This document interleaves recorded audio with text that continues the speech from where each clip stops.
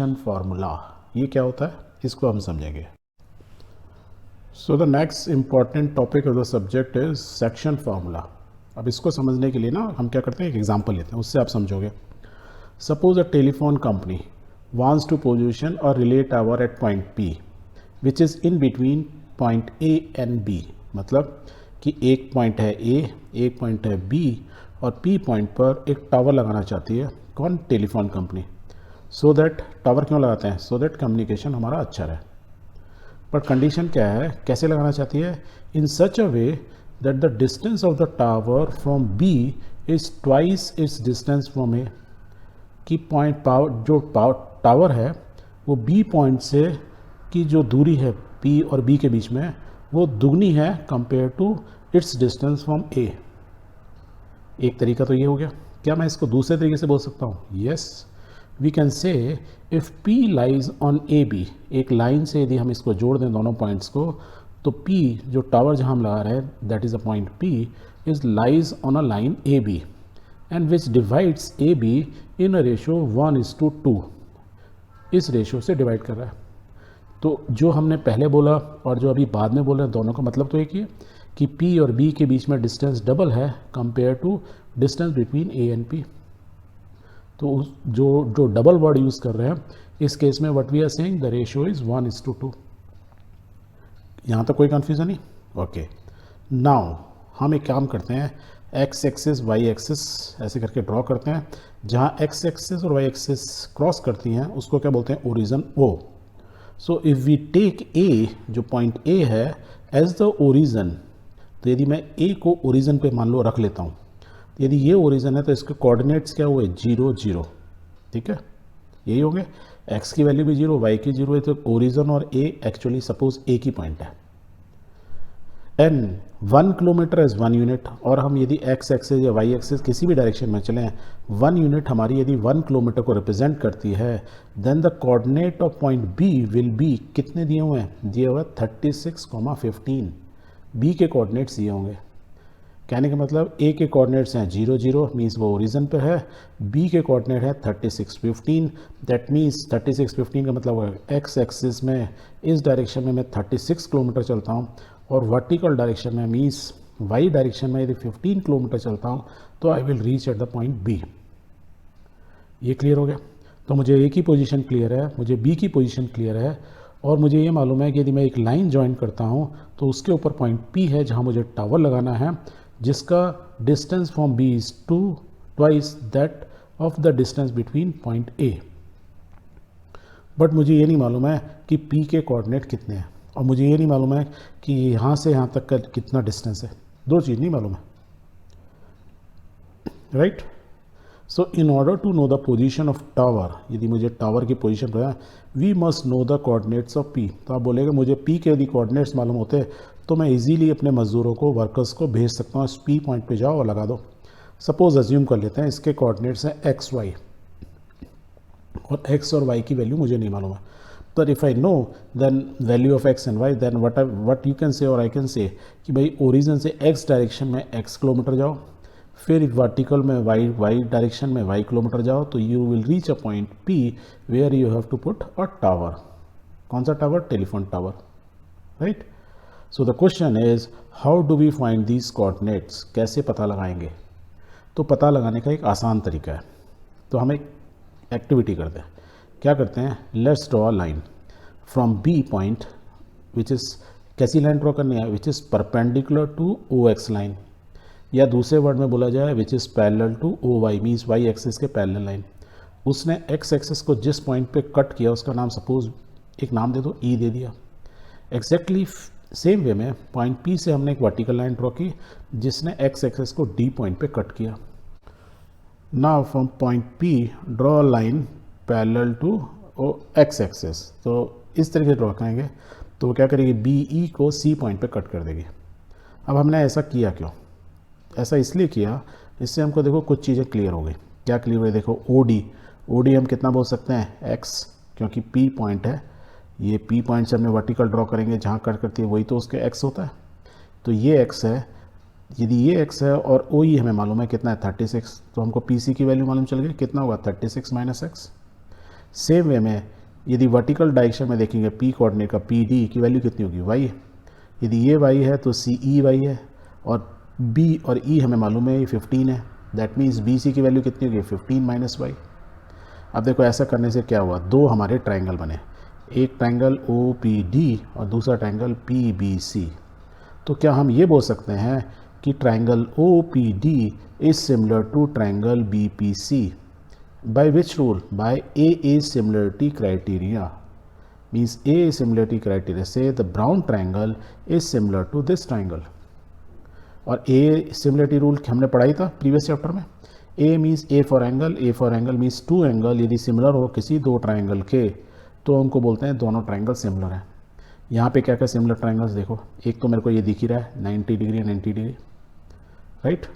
दूसरा देखो P C और एक्स एक्सिस पैरेलल हैं और ओ बी लाइन जो इनको कट कर रही है ट्रांसवर्सल लाइन है, दैट मीन्स उसके इंटीरियर एंगल क्या होंगे, करस्पॉन्डिंग एंगल्स हमेशा इक्वल होते हैं। तो देखो दोनों ट्राइंगल के दो एंगल इक्वल हो गए तो ऑटोमेटिकली थर्ड तो इक्वल होगा ही होगा, राइट। तो by A rule both the triangles are similar. और हमने क्या सीखा था, जब दो ट्राइंगल सिमिलर होते हैं तो उनकी करस्पॉन्डिंग साइड्स के रेशो क्या होती हैं, सेम होती हैं। तो करस्पॉन्डिंग साइड का रेशो निकालो, तो we can say O D means this divide by इस वाले की क्या होगी, ये वाली line P C is similar to what, आप ले लो O P upon P B, तो इसकी क्या होगी ये, राइट। इसको भी चाहोगे तो इक्वल टू थर्ड साइड बची means Y upon this, that means. और ये हमको O P by P B वैसे दिया हुआ, देखो 1/2 दिया हुआ, 1 ये है 2 ये है, 1:2 रेशो में, तो whatever is the value we can put 1:2। तो मुझे मालूम चल गया O D upon P C is equal to half. Similarly आप बोल सकते हो कि पी डी अपॉन कौन सी B C is equal to, ये सेम वे में O P upon P D, क्योंकि सिमिलर सेम रेशो है तो सेम रेशो ही होगी हाफ।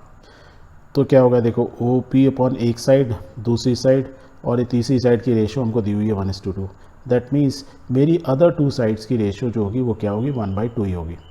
और if that is the case तो ओ डी की वैल्यू हमें मालूम है, पी डी की मालूम है, ये मालूम है, पी सी और पी सी इस इक्वेशन में रख दो। The moment you will put पहली वाले में रखेंगे इक्वेशन तो आएगा x upon 36 minus X is equal to half. Same way में बोल सकता हूँ y upon 15 minus Y is equal to half. तो दोनों की रेशो ऐसी होगी सेम। अब इन दो इक्वेशन आ गई, एक ये इक्वेशन आ गई एक ये इक्वेशन आ गई, तो इससे हमने क्या फ्रॉम दीज टू इक्वेशंस हम x और y की वैल्यू सॉल्व कर सकते हैं and ultimately we get x is equal to 12 and y is equal to 5। निकाल सकते हैं नहीं निकाल सकते हैं, निकाल सकते हैं। तो हमको इससे x इज इक्वल टू 12 और y इज इक्वल टू 5 मतलब क्या हुआ, जो पॉइंट P है उसके जो कोऑर्डिनेट x एंड y है उसकी जगह मैं क्या लिख सकता हूँ, I can write 12,5। Now you know very well कि मैं अपने वर्कर को आप क्या बोलेंगे कि भाई जहाँ पे मैं ए पे यदि खड़े हैं तो you have to travel 12 kilometre in x direction, 5 kilometre in y direction, you will reach the point P where you have to put the tower because now the coordinates are very clear। तो इस तरीके से आपने similarity criteria को use करते हुए आपने point P के कोऑर्डिनेट्स पता लगा लिए। When you know the first line A के कोऑर्डिनेट मालूम थे आपको, B के मालूम थे, P के मालूम चल गए। Clear, very good. यदि आपको ये क्लियर हो गया तो इससे ही हम सेक्शन फार्मूला का जेनरिक व्यू निकालेंगे। अब जेनरिक व्यू कैसे निकालते हैं, let's draw the same thing, exactly same thing, बस अब उसको A को ओरिजिन पे न रख के एक पॉइंट पे ले गए, उसके कोऑर्डिनेट x1 y1 है, B के x2 y2 है, जेनरिक कर रहे हैं ना हम, जेनरिक फार्मूला निकाला है।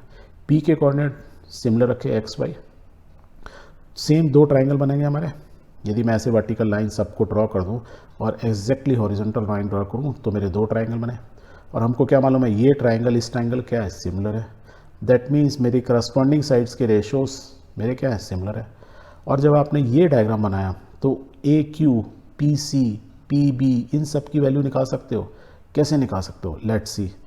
ए क्यू की वैल्यू क्या होगी, यही तो हमने सीखा था थोड़ी देर पहले, एक्स, ये क्या है मेरा x, मैं बोलूँ ये x और ये है x1, तो x minus x1। Similarly P C की वैल्यू क्या हो जाएगी, x2 minus x, x2 minus x।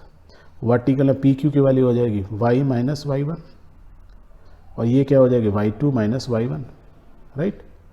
तो ये आगे रेशोस, और ए पी और ये पी बी, इनकी रेशो हमने नहीं दी यहाँ पे, इनको भी जेनरिक ले लेते हैं। Suppose the point P X Y divides A B internally in the ratio m1 m2। Suppose A से लेके बी को जो पी पॉइंट है वो दो रेशो में डिवाइड कर रहा है, m1 एंड m2 में। So this is the ratio. तो m1 m2 की हमको रेशो भी दी हुई है कि पी ए पॉइंट और बी पॉइंट को जो लाइन ज्वाइन कर रही है उनको इस रेशो में डिवाइड कर रहा है। And we are using the word internally, इस पर थोड़ा ध्यान रखना। इंटरनली मतलब इन दोनों के बीच में, पी का है इन दोनों के ए और बी के बीच में है। एक्सटर्नली होता तो क्या होता, ए और बी के बाहर यहाँ कहीं होता, या इस बी के इस तरफ होता कहीं। तो अभी कहाँ है point P is in between, ना वर्ड यूज़ करके इन बिटवीन ना बोल के क्या बोलते हैं, इंटरनली। ए और बी को जो लाइन जोड़ रही है उस पर पी पॉइंट है और वो इंटरनली डिवाइड कर रहा है इन अ रेशो m1:m2। आप देखो आपको रेशो दी हुई है, साइड्स दी हुई हैं, और आपको ये मालूम है ट्राइंगल सिमिलर हैं, अभी हमने प्रूव किया था। So that means we can say सारी साइड की करस्पॉन्डिंग साइड्स की रेशो एक दूसरे के बराबर हों। तो आप निकाल लो एक एक करके। पी ए अपॉन कौन सा, P B, P A upon P B है, ये इसकी करस्पॉन्डिंग साइड है। इज इक्वल टू क्या वैल्यू आ गई, m1 अपॉन m2, ये रेशो दी है m1 m2। सेम वे में हम ए क्राइटेरिया से हमें मालूम ही है तो बाकी साइड का भी निकाल सकते हैं। P A upon P B, P A upon P B is equal to we can say A Q upon P C, A Q upon P C. इन साइड की रेशो भी सेम होगी इसको, और वो थर्ड साइड भी होगी। ये सिमिलरिटी क्राइटेरिया, इसके अंदर वैल्यू रख दो। P A upon P B m1 upon हो गया ए क्यू क्या x माइनस x1, तो इसको लिख सकते हैं x minus x1 upon x2 minus x, लाल वाली दोनों। सेम वे में क्या होगा, y minus y1 divide by y2 minus y1, P Q upon B C की जगह लिख सकते हैं, राइट। तो अब आपको देखो ये इक्वेशन, ये रेशोज़ मिल गई। इसमें आप पहले पेयर को कंपेयर करो, m1 upon m2 is equal to x minus x1 upon x2 minus x1, x2 minus x, right. इससे हमें क्या निकाल सकते हैं, x की वैल्यू निकाल सकते हैं, क्योंकि हम क्या p के कोऑर्डिनेट तो पता लगा ना x और y, तो हमने x निकाल लिया।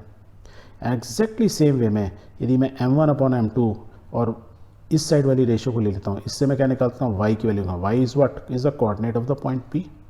तो मेरे y की वैल्यू आ गई, x की वैल्यू आ गई। इसका मतलब मुझे p के यदि कोई पूछता है कोऑर्डिनेट्स बताओ, तो I can say the coordinates of p are x means ये वैल्यू, y मीन्स ये वैल्यू।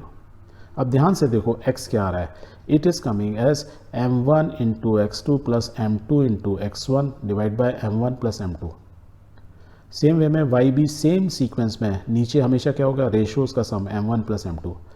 आप याद रखो m1 प्लस m2 ऊपर भी लिखो, m1 प्लस m2 नीचे भी लिखो, और मल्टीप्लाई क्या करना है आपको, y में पहले y2 करना है फिर y1 करना है। एक्जैक्टली सेम वे में x में करना है कि m1 प्लस m2 ऊपर भी लिखो और नीचे भी लिखो, फिर पहले वाले को मल्टीप्लाई कर दो x2 से, दूसरे को x1 से। याद करने का तरीका क्लियर। दैट मीन्स हमने पॉइंट P के कोऑर्डिनेट पता लगा लिए। कहने का मतलब क्या बोल रहा है, एक पॉइंट है A, एक पॉइंट है B, यदि कोई एक लाइन दोनों को ज्वाइन कर रही है और हमको ये मालूम है कि पॉइंट P किसी एक रेशियो में डिवाइड कर रहे हैं इंटरनली, दैट इज़ m1 और m2 में, तो P के कोऑर्डिनेट डायरेक्ट ये फार्मूलास यूज़ करके हम पता लगा सकते हैं। And this is what is called sectional formula. Example के लिए m1 और m2 की रेशियो 1:1 होती है। 1:1 मीन्स बिल्कुल P पॉइंट सेंटर में बराबर में डिवाइड कर रहा है। यदि बराबर में डिवाइड कर रहा है तो कोऑर्डिनेट्स क्या आ जाएंगे, coordinates will be something like this, m1 की जगह 1 प्लस 1, और ये 1 हो गया था x2 plus x1। Same way में y हो गया, या इसको और सॉल्व कर लो, x की वैल्यू होगी x2 plus x1 divide by 2, and y की कोऑर्डिनेट हो गया y2 प्लस y1 बाई 2।